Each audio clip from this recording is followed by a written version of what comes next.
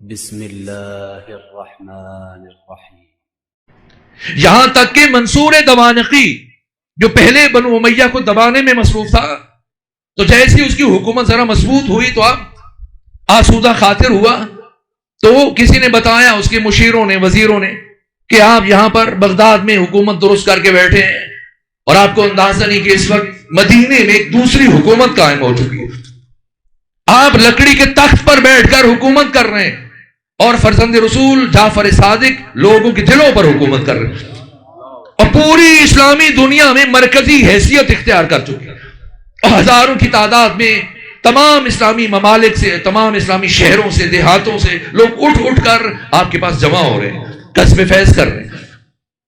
میں نے عرض کیا تھا کہ شروع میں اگر کوئی گفتگو کے لیے آتا، مناظرے کے لیے، مباحثے کے لیے، تو امام خود گفتگو کرتے تھے، لیکن پھر رفتہ رفتہ امام نے ایسی ایسی شخصیتوں کو تیار کیا مختلف علوم میں۔ ابن حشام کو، حشام بن حکم کو امام نے حکمت اور فلسفے میں اپنا شاگرد بنایا۔ مومن طاق کو امام نے علم کلام میں تیار کیا، آمادہ کیا۔ جناب حمران کو علوم قرآن اور تفسیر میں تیار کیا۔ ابان بن تغلب کو امام نے ادبیات میں تیار کیا۔ جابر بن حیان کو علم کیمیا میں آپ نے اپنا شاگرد بنایا، اور باقی اس طرح کے افراد، اور زرارہ کو احکام اور حلال و حرام اور فقہ میں اپنا شاگرد مقرر کیا، اور ابو بصیر کو علم حدیث میں، مختلف علوم میں ان بڑی بڑی شخصیتوں کو تراشا۔ اور اب پہلے اگر کوئی مناظرے کے لیے آتا تو امام خود اس سے گفتگو کرتے تھے، اب ان شخصیتوں کو تراشنے کے بعد اب اگر کوئی مناظرے کے لیے آتا تو امام پوچھتے بتاؤ کس علم کے بارے میں بات کرنا چاہتے ہو؟ اگر کہتا علم کلام کے بارے میں، فرماتے مومن طاق سے بات کرو۔ اگر کہتا حکمت سے متعلق، عقل سے متعلق بات کرنا چاہتا ہوں، فرماتے حشام بن حکم سے بات کرو۔ اگر کہتا فقہ میں بات کرنا چاہتا ہوں، فرماتے زرارہ سے بات کرو۔ اگر کہتا حدیث میں گفتگو کرنا چاہتا ہوں، فرماتے ابو بصیر سے بات کرو۔ اگر کہتا اصرار کرتا کہ نہیں میں آپ سے بحث کرنا چاہتا ہوں اور آپ سے مناظرہ کرنا چاہتا ہوں، امام فرماتے کہ تم ان سے گفتگو کرو اور ان سے مناظرہ کرو، اگر تم نے ان میں سے کسی ایک کو بھی شکست دے دی تو سمجھ لینا کہ تم نے جعفر صادق کو شکست دی۔ مرید پرور نہیں تھے، شخصیت پرور تھے، یہاں تک کہ امام کے علم کی شہرت پوری اسلامی دنیا میں پھیلنے لگی، اور منصور دوانقی کو اپنی کم مائگی اور بے بذاتی اور اپنی بے وقعتی کا احساس ستانے لگا، اور احساس محرومیت اور احساس کمتری میں کھولنے لگا، اس کی نیندیں حرام ہوئی، اور اسے برابر یہ احساس ستانے لگا کہ میں تو محض لکڑی کے تخت پر بیٹھ کر لوگوں کے جسموں پر حکومت کر رہا ہوں۔ اگر پوری اسلامی دنیا میں اس وقت کسی شخصیت کی دلوں پر حکومت ہے تو وہ امام جعفر صادق۔ تو امام کی مرکزیت کو توڑنے کے لیے اس نے چاہا، اپنے مشیروں سے مشورہ کیا کیا کروں، کیسے ان کی مرکزیت کو توڑنے میں کامیاب ہو جاؤں۔ تو اس کے مشیروں نے مشورہ دیا کہ کوئی ایسا عالم اور دانشور تلاش کرو کہ جو جعفر صادق سے ایسے سوال پوچھے کہ وہ لاجواب ہو جائے اور وہ جواب نہ دے سکے۔ تو جب وہ لاجواب ہو جائے تو تم ان کے حلقہ درس پر پابندی عائد کر دینا اور کہنا کہ ایسا شخص پڑھانے کی صلاحیت نہیں رکھتا، یہ تسلسل برقرار ہو جائے، اور عزیز کی خواہش کے احترام یہ دو جملے سنو پھر آگے بڑھیں۔ تو اسی طرح سے اب جب اس نے ڈھونڈنا شروع کیا کوئی ایسا عالم دانشور کہ جو امام صادق سے گفتگو کرے اور لاجواب کرے، تو پوری اسلامی دنیا میں جو بھی عالم یا مفتی یا فقیہ یا محدث ملتا ہے، یا تو براہ راست امام صادق کا شاگرد ہے یا آپ کے شاگردوں کا شاگرد ہے، یہاں تک کہ مسلسل تتبع و تفحص کرتے ہوئے، ڈھونڈتے ہوئے ایک فرد کو تلاش کیا جس کی شہرت بہت زیادہ تھی، کہ زیرک ہے، حاضر جواب ہے، ذہین ہے، لائق ہے، فتین ہے۔ کون؟ نعمان بن ثابت، ابو حنیفہ، سواد اعظم اور جمہور کے ایک امام ہے۔ تو رابطہ کیا، کہا کہ اگر آپ جعفر صادق کو لاجواب کر دو تو میں اتنا عطا کروں گا کہ آپ کی نسلوں کے لیے کافی ہو جائے۔ کیا میں کیسے ان سے گفتگو کر سکتا ہوں اور کیسے ان سے مباحثہ مناظرہ کر سکتا ہوں کہ میں ان کا شاگرد رہ چکا ہوں؟ تو اب تخویف اور تحریض کے نتیجے میں ڈرایا، دھمکایا اور لالچ دی کہ اگر آپ ان کو لاجواب کریں تو میں پوری اسلامی دنیا میں آپ کی امامت کا اعلان کروں گا اور آپ کو امام اعظم کا خطاب دوں گا اور پوری اسلامی دنیا میں آپ کا فتویٰ جاری کر دوں گا۔ بالآخر وہ آمادہ ہوئے، لیکن کہا مجھے کچھ مہلت دیں، کچھ وقت دیں کہ میں تیار ہو جاؤں اور سوال تیار کر لوں، ایسے سوال کہ پھر جعفر صادق ان کا جواب نہ دے سکے۔ یہاں تک کہ 4 مہینے کی مہلت کے بعد کہا اب بلائیے، اور مجھے یقین ہے کہ وہ میرے ان سوالوں کا جواب نہیں دے پائیں گے۔ اب 40 سوال تیار کیے. ادھر امام صادق کو مدینہ سے بغداد بلایا گیا اور ادھر جناب ابو حنیفہ وہ بھی آئے منصور دوانقی کے دربار میں. اب وسط میں منصور دوانقی کی مسند ہے, داہنے طرف امام صادق کے لیے مسند بچھا دی گئی اور بائیں طرف جناب نعمان بن ثابت ابو حنیفہ کے لیے مسند بچھائی گئی. اور منصور دوانقی نے بڑے فخر سے کہا کہ ہمارے ملک کی بہت بڑی علمی شخصیت ہے, 2 سال شاگرد رہ چکے ہیں, لیکن یہ ظرف کی بلندی کی انتہا ہے کہ امام صادق نے یہ نہیں فرمایا کہ یہ تو میرا شاگرد ہے, کس کو لے کے آگے میرے مقابلے, اتنا فرمایا کہ ہم انہیں جانتے ہیں, ان سے کہیں جو پوچھنا چاہتے ہیں. خود امام ابو حنیفہ کہاں کرتے تھے, اور یہ اہل تسنن کی تاریخ کی ہر کتاب میں یہ جملہ ملے گا, لولا سنتان لہلک النعمان, اگر جعفر صادق کی صحبت میں مجھے 2 سال نہ ملے ہوتے تو نعمان ہلاک ہو جاتا. خود وزن کیجئے گا, جس ہستی کی صحبت اور شاگردی میں صرف 2 سال رہنے والا طالب علم پوری امت کے لیے امام اعظم بن جائے, اس جعفر صادق کی اپنی امامت کا معیار کیا ہوگا.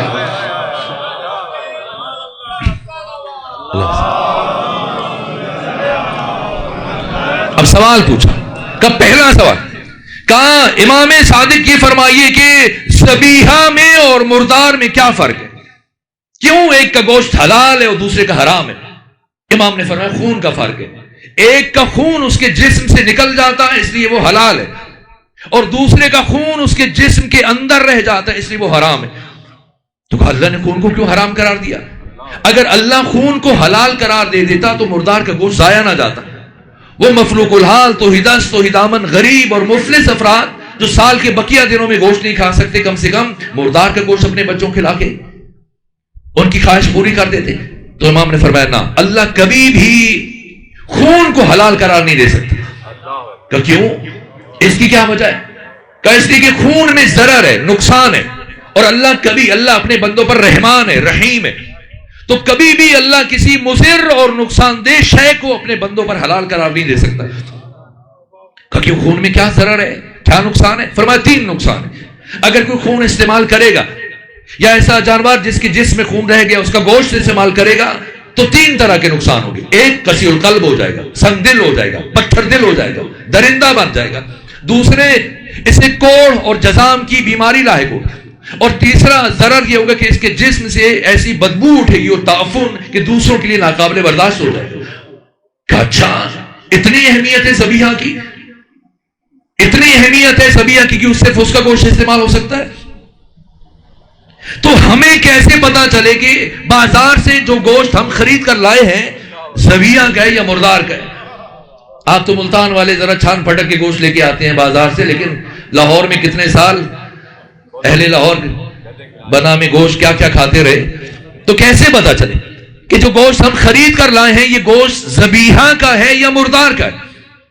تو امام نے فرمایا اگر تمہیں شک ہو کہ قصاب نے خیانت کی ہے تو گوشت کو گھر میں لانے کے بعد اس گوشت کو آگ پہ رکھو, اگر سکڑنا شروع ہو جائے تو ذبیحہ اور پھیلنا شروع ہو جائے تو مردار ہے. کہ اگر ذبیحہ شرط ہے تو پھر مچھلی کو تو ذبح نہیں کیا جاتا, پھر اس کا بھی ذبیحہ ہونا چاہیے. امام نے فرمایا مچھلی اگر پانی کے اندر مرے مردار, اور مچھلی اگر پانی سے باہر آ کر مرے تو ذبیحہ کا کیا فرق پڑتا ہے؟ ذبح تو نہیں کیا جا رہا, اندر مرے باہر مرے. امام نے فرمایا مچھلی جب پانی کے اندر مرتی ہے تو مرنے سے پہلے تڑپتی نہیں, لیکن جب پانی سے باہر آ کر مرتی ہے تو مرنے سے پہلے تڑپتی ہے. تو اس کے جسم میں خون کی مقدار ایک تو بہت کم ہوتی ہے, دوسرا تڑپنے کے نتیجے میں سارا خون اس کے سر میں آ کر اکٹھا ہو جاتا ہے اور باقی سارا گوشت سالم اور محفوظ رہ جاتا ہے. کہا اچھا ایسی جنت کا, بس چند سوال, ایسی جنت کا کیا فائدہ؟ انسان خود جنت میں چلا جائے اور اس کے عزیز احباب, بہن بھائی, اس کے بچے, بیٹے بیٹیاں, ماں باپ سب جہنم میں چلے جائیں. جب بھی اسے جنت میں اپنے عزیزوں کی یاد آئے گی تو بے چین ہو جائے گا.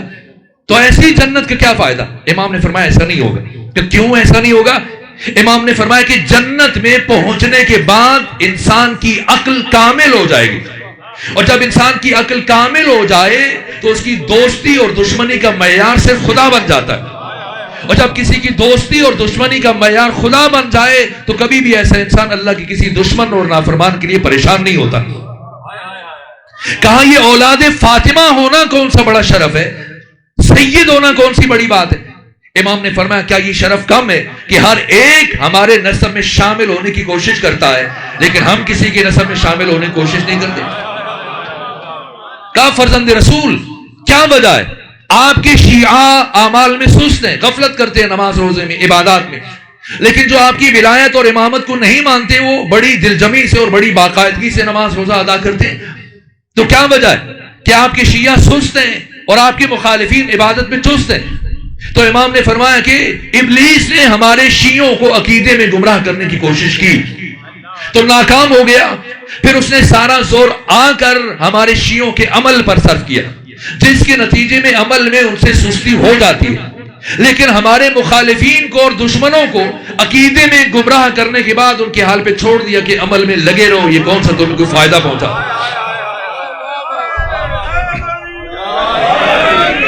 کہا کہ انسان کے اعمال ان کا اجر ثواب پاداش مادی ہے، روحانی ہے، فرمایا روحانی ہے۔ تو کہا پھر اللہ کو قرآن میں یہ کہنا چاہیے تھا کہ قیامت کے دن اعمال کو گنا جائے گا، لیکن اللہ نے فرمایا قیامت کے دن اعمال کو تولا جائے گا۔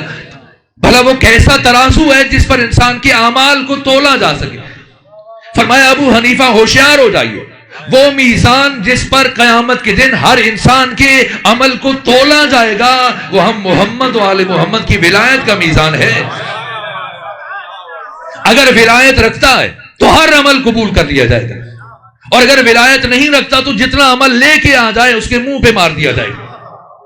ہر سوال کے جواب میں امام نے اہل بصرہ کا نظریہ بیان کیا، اہل کوفہ کا، اہل حجاز کا، اور آخر میں قرآن و سنت سے اپنا نظریہ بیان کیا، اور 40 سوال پوچھے ابو حنیفہ نے، اور 40 سوالوں کا جب برجستہ جواب دیا مسلسل، ایک مرتبہ ابو حنیفہ اٹھ کے کھڑے ہوئے، یہ بھول گئے کس نے بلایا، یہ بھول گئے کس لیے بلایا، یہ بھی بھول گئے بعد میں کیا کہا، مکافات عمل ظاہر ہو سکتا ہے۔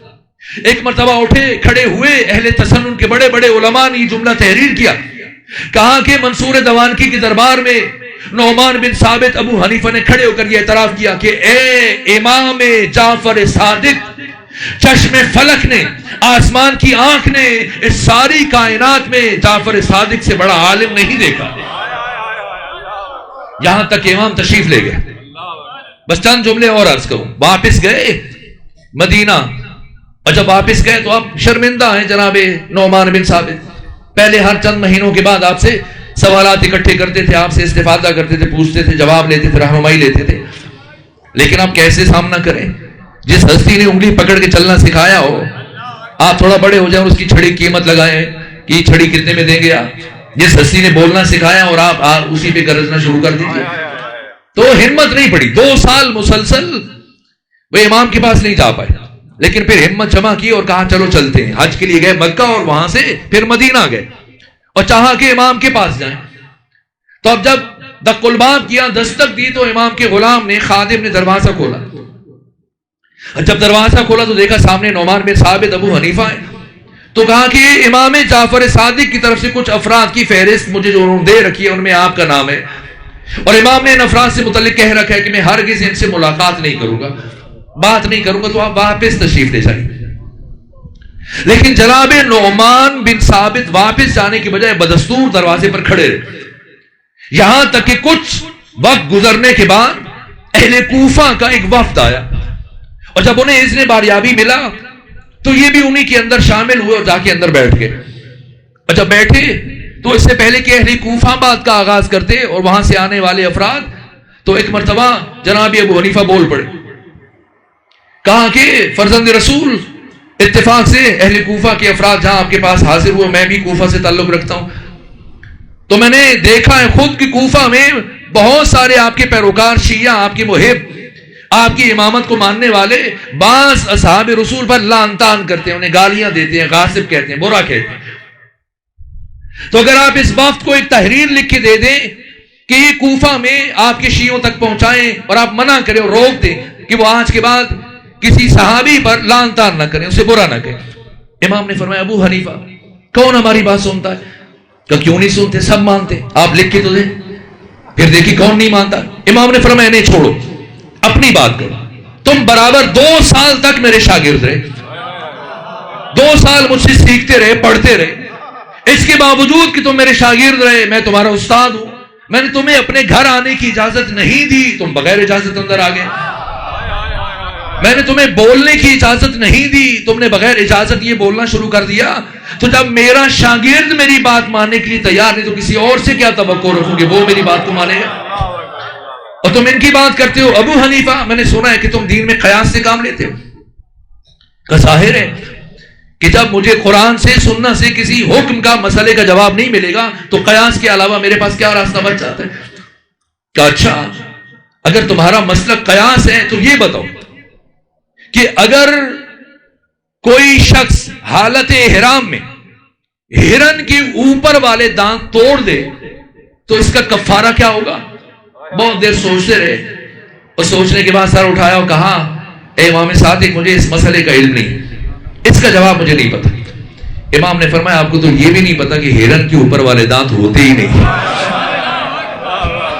تو جب آپ کو اتنا بھی نہیں پتا تو آپ امامت کا دعویٰ کیوں کرتے ہیں؟ اور میں نے سنا ہے کہ آپ کا مشرب اور منہج اور مسلک قیاس ہے، قیاس سے کام لیتے ہیں، در حالی کہ دین میں سب سے پہلے جس نے قیاس سے کام لیا وہ ابلیس تھا۔ کہ ظاہر ہے قرآن اور سنت سے مجھے جب حکم نہ ملے کسی مسئلے کا جواب تو کیا کروں گا سوائے قیاس کے۔ فرمایا اگر آپ کا منہج قیاس ہے تو بتاؤ قتل بڑا جرم ہے یا بدکاری بڑا جرم ہے؟ کہ قتل بڑا جرم ہے اور بدکاری قتل کی نسبت چھوٹا جرم ہے۔ کہ اچھا قتل بڑا جرم ہے اور یقیناً بڑا جرم ہے اور بدکاری اسے چھوٹا جرم ہے، لیکن دین میں شریعت میں قتل کے ثبوت کے لیے 2 گواہ کافی، لیکن بدکاری جو چھوٹا جرم ہے اس کے لیے 4 گواہ شرط ہے۔ تو بڑے جرم کے لیے 2 گواہ اور چھوٹے جرم کے لیے 4 گواہ۔ اگر مسلک قیاس ہے تو جواب دو، کیا اس کا مجھے نہیں پتا؟ کہ اچھا یہ بتاؤ کہ اگر انسان 10 درہم سے کم چوری کرے اس پر حد جاری نہیں ہوگی، لیکن اگر کوئی 10 درہم سے زیادہ چوری کرے تو اس کی انگلیوں کو کاٹ دیا جائے گا ہتھیلی کی اگلی جگہ۔ تو اگر کوئی چوری کرے 10 درہم سے زیادہ تو اس کے ہاتھ کاٹ دیے جائیں گے، لیکن اگر کوئی کسی کے ہاتھ کاٹے تو اس کی دیت 500 درہم ہے۔ تو یہ 50 گنا کا جو فرق آ رہا ہے، اگر تمہارا مسلک قیاس ہے تو جواب دو کہ نہیں معلوم۔ کہ نماز افضل ہے یا روزہ؟ کہ نماز افضل ہے، کہ یقیناً نماز افضل ہے، لیکن ایک خاتون مہینے کے کچھ دن جب نماز نہیں پڑھ سکتی اور روزہ بھی نہیں رکھ سکتی اور دوبارہ جب پاکی کی حالت میں پلٹتی ہے تو اس پر روزوں کی قضا تو واجب ہے لیکن نماز کی قضا واجب نہیں۔ تو جو افضل ہے اس کی قضا نہیں ہے اور جو افضل نہیں ہے اس کی قضا ہے۔ اگر تمہارا منہج قیاس ہے تو جواب دو کہ نہیں معلوم، نہیں معلوم۔ کہ عورت کمزور ہے یا مرد کمزور ہے؟ کہ عورت کمزور ہے۔ تو فرمایا کہ جو کمزور ہے اس کا میراث میں حصہ زیادہ ہونا چاہیے تاکہ اس کے ضعف، ناتوانی اور کمزوری کا جبران ہو جائے۔ کہ ایسا ہی ہے، لیکن برعکس ہے، عورت کا حصہ کم ہے۔ اگر منہج قیاس ہے تو جواب دو۔ یہاں تک امام سوال پوچھتے رہے، اس نے بھی 40 سوال پوچھے تھے، امام نے 40 سوالوں کے جواب دیے۔ آج امام نے بھی 40 سوال پوچھے اور وہ کسی ایک سوال کا جواب نہیں دے پائے۔ اور امام نے جو سب سے آخر میں سوال پوچھا، کہا اچھا یہ 40واں سوال، کہا جناب ابو حنیفہ یہ بتائیے، یہ جو سورہ تکاثر کی آیت نمبر 8 ہے جس میں خدا فرما رہے ثم لتسألن یومئذ عن النعیم، کہ پھر قیامت کے دن نعمتوں سے متعلق سوال کیا جائے گا، تو ذرا بتائیے کہ وہ کون سی نعمتیں ہیں؟ کہ یہی جو ہم کھاتے ہیں، پیتے ہیں، پہنتے ہیں، استعمال کرتے ہیں۔ کہ اچھا اگر تمہارے سامنے اور تمہارے خیال میں یہ نعمتیں مراد ہیں تو بتاؤ کہ اگر کوئی شخص تمہیں اپنے گھر دعوت دے اور کھانا کھلائے اور مشروبات پیش کرے اور پھل کھلائے اور بعد میں تحفے دے کے رخصت کرے، لیکن اس کے بعد جب تم اکیلے کہیں کسی محفل میں یا بس میں یا تنہا اسے مل جاؤ تو تمہیں روک کر پوچھنا شروع کر دے کہ بتاؤ فلاں دن جب تم میرے گھر میں آئے تھے میں نے تمہیں کھانے میں کیا دیا تھا، پینے میں کیا دیا تھا، پہننے میں کیا دیا تھا، تو بتاؤ ایسے شخص کے بارے میں کیا خیال کرو گے؟ کہ میں یہی سوچوں گا بہت کمزرف آدمی ہے، بہت کمینہ آدمی ہے، کھلانے کے بعد پلانے کے بعد دینے کے بعد جتلا رہے ہیں۔ کہ اب بتاؤ خدا کے بارے میں کیا خیال ہے؟ کیا تو خدا سے متعلق یہ گمان کرتا ہے کہ دنیا میں کھانے پینے کی نعمتیں تمہیں دے گا اور قیامت کے دن ان سے متعلق سوال کرے گا؟ کہ پھر آپ بتائیے وہ کون سی نعمت ہے جس سے متعلق قیامت کے دن ہر انسان سے سوال کیا جائے گا؟ فرمایا ابو حنیفہ ہوشیار ہو جائیے، وہ نعمت ہم محمد و آل محمد کی ولایت کی نعمت ہے۔